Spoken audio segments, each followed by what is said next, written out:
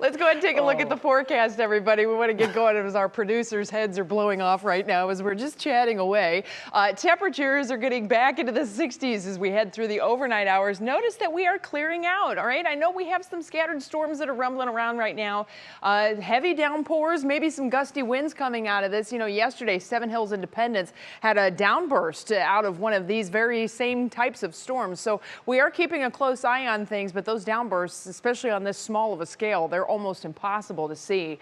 So as you can see, there is some lightning that's associated with this, and notice how these are not moving very quickly. They fire up, and boy, do we have some gorgeous cumulonimbus clouds building today, but then they literally rain themselves out and then they're done. So we're going to continue to watch the showers to the west of Ashland down to the Belleville area, and then also from right around Independence over into Macedonia and Twinsburg, and that goes right down into Bath and Cuyahoga Falls, Fairlawn, Copley, and then eventually farther south toward Barberton, Clinton Township, Canal Fulton area. So with these scattered showers, yep, they're around. They're beneficial. It's what's happening in Carroll County and then over here in Ashtabula and Trumbull counties too.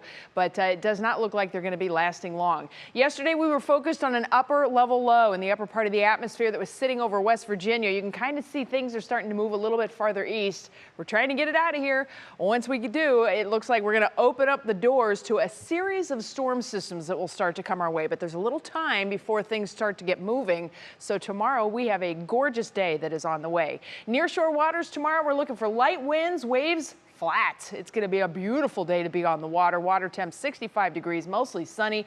80s and mostly sunny for tomorrow. I think mid 80s will just about do it for much of northern Ohio. Remember, summer starts at 5:43 p.m.